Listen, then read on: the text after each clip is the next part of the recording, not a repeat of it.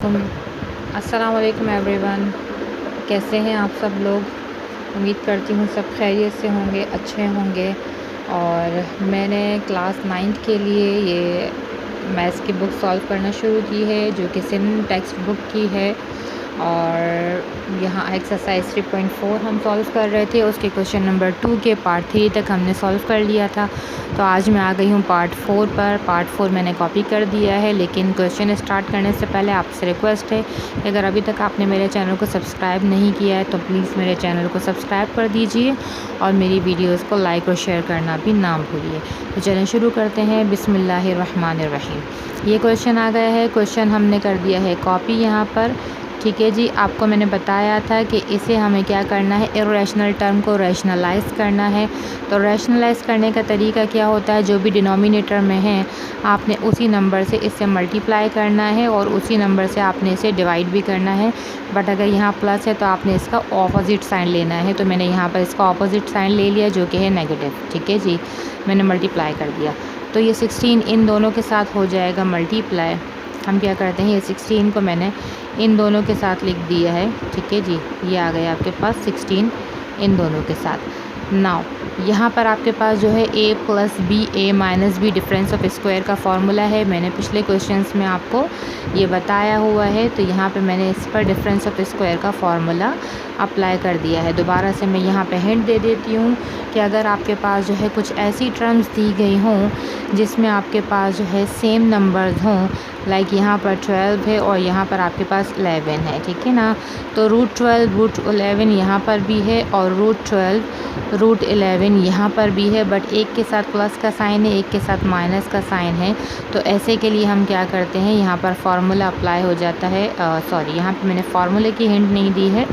फार्मूले की हिंट देनी है कि अगर आपके पास जो है a प्लस बी है और a माइनस बी है, लाइक दो नंबर्स हैं जो सेम है बट पहला ब्रैकेट प्लस का है, दूसरा माइनस का है, तो आप फार्मूला ओपन करते हैं a square minus B square का। ठीक है जी, तो यहाँ पर मुझे यही कंडीशन अप्लाई करनी है, तो मैं इसके लिए फार्मूला अप्लाई कर देती हूँ।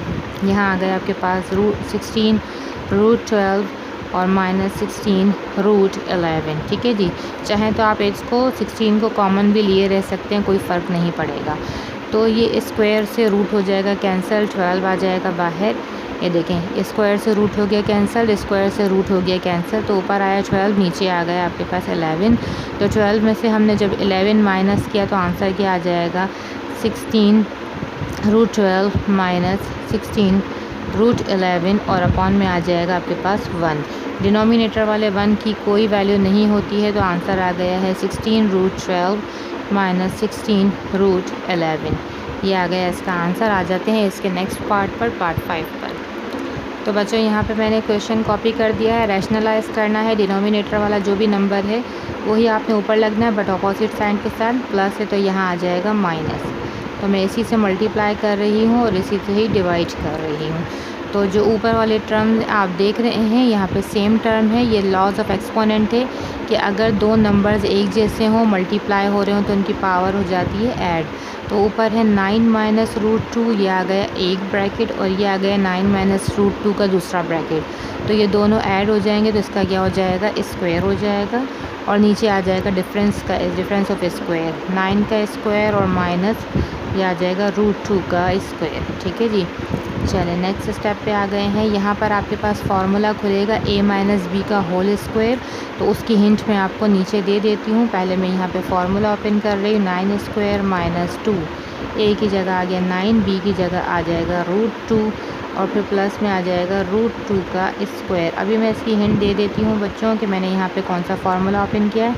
9 का स्क्वायर होगा 81 और ये स्क्वायर से रूट कैंसिल, तो ये आ जाएगा यहाँ पर 2 बाहर।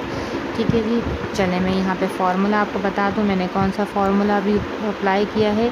a माइनस बी का होल स्क्वायर, जिसमें है a का स्क्वायर माइनस 2ab और प्लस में आ जाएगा b का स्क्वायर। तो ये फार्मूला मैंने यहाँ पे अप्लाई किया है।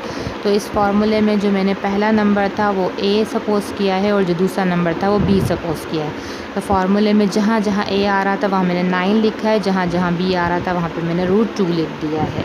तो इस तरह से मेरे पास ये हो जाता है क्वेश्चन। अब 9 का स्क्वायर हो जाएगा 81 और यहाँ पे 2 9 हो जाएगा 18 और √2 आपके पास एज इट इज़ रहेगा। इस स्क्वायर से रूट कैंसिल तो ये आ जाएगा 2 बाहर। यहाँ पर 81 में से 2 माइनस किया तो आपके पास बच जाएगा 79।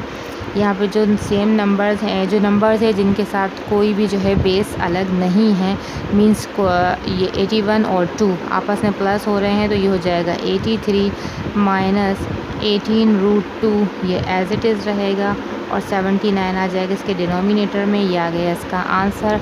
आ जाते हैं हमारे पार्ट 6 पर।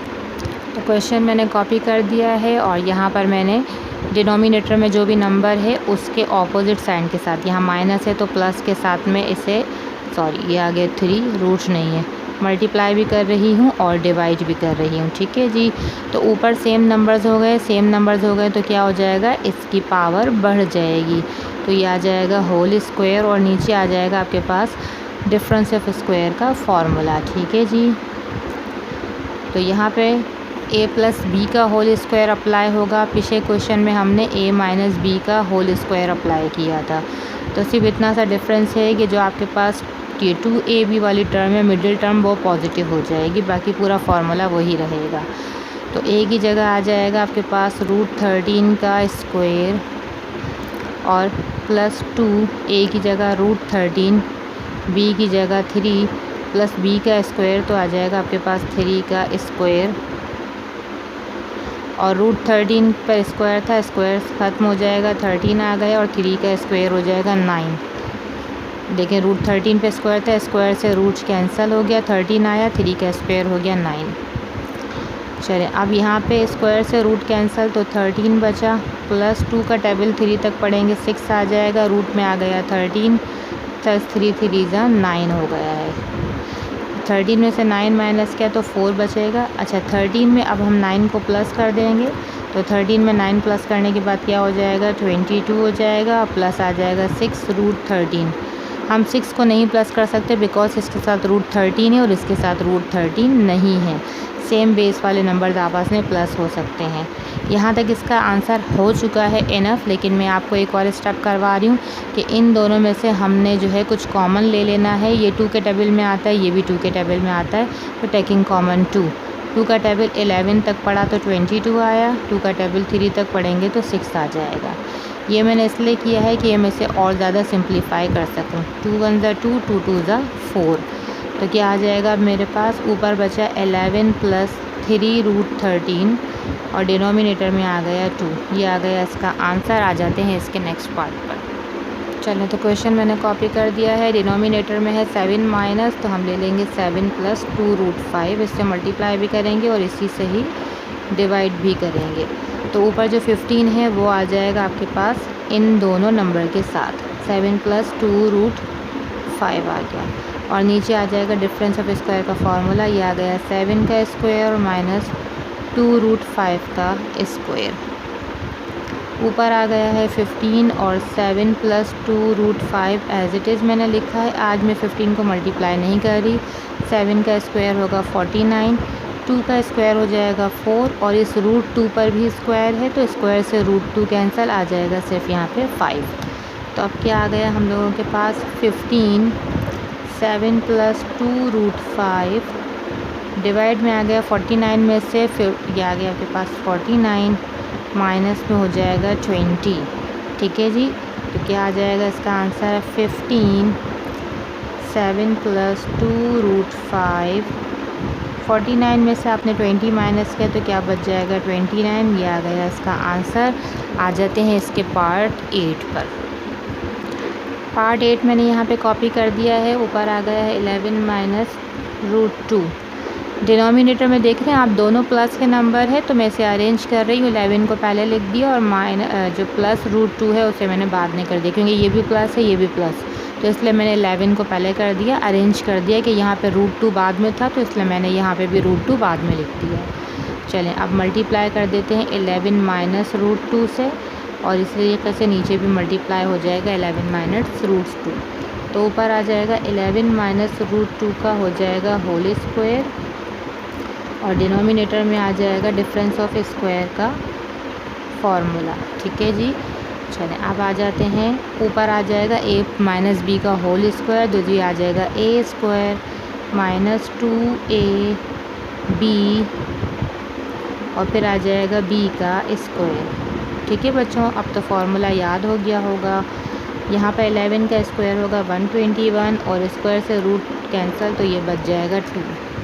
तो चलें अब आ जाते हैं आपके पास, 11 का स्क्वायर हो गया 121, 2 का टेबल 11 तक पड़ा तो 22 आ गया, ये आ गया √2 और स्क्वायर से रूट कैंसिल, तो ये बच गया 2। 121 में से 2 माइनस किया तो 119 आ जाएगा आपके पास। ठीक है जी, 121 में 2 को प्लस कर देंगे तो ऊपर आ जाएगा 123 माइनस 22 √2 और अपॉन में आ जाएगा आपके पास 119। ये आ गया इसका आंसर। आ जाते हैं इसके नेक्स्ट पार्ट पे। अच्छा जी, ये असल क्वेश्चन है जो रैशनलाइज करने वाले होते हैं।